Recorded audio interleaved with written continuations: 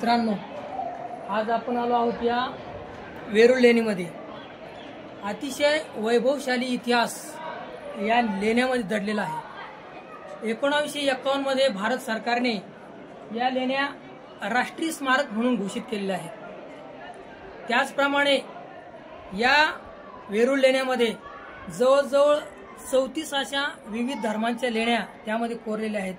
त्यामध्ये जैन धर्माच्या लेण्या असतील, बौद्ध धर्माच्या असतील, हिंदू धर्माच्या असतील, अशा विविधतेने नटलेल्या या लेण्या आज आपण पाहतो आहोत। या लेण्यामध्ये रिझर्व्ह बँक ऑफ इंडियाने या ठिकाणी अतिशय वैशिष्ट्यपूर्ण अशी ही 20 रुपयाची नोट, हा जो स्तंभ आहे, या स्तंभावरची हा जो शिलालेख आहे, हा जो स्तंभ आहे, या ठिकाणी दाखवले गेलेला आहे।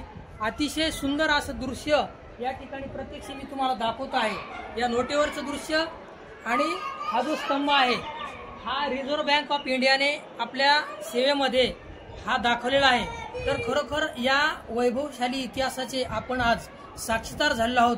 तर याचा खरोखर मला अगदी सार्थ अभिमान वाटतो की आपण अशा या वैभवशाली इतिहासाच्या या परिसरामध्ये आज आलो।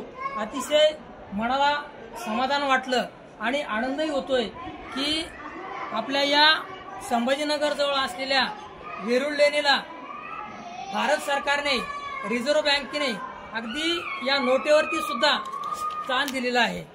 तर खरोखर अतिशय अभिमानाची गोष्ट आहे की आपण संपूर्ण जग या नोटेला पाहत आहे आणि त्यावरती हा वैभवशाली इतिहास आपल्याला आज दिसतो आहे। अतिशय सुंदर असं दृश्य आपण पाहू शकतो।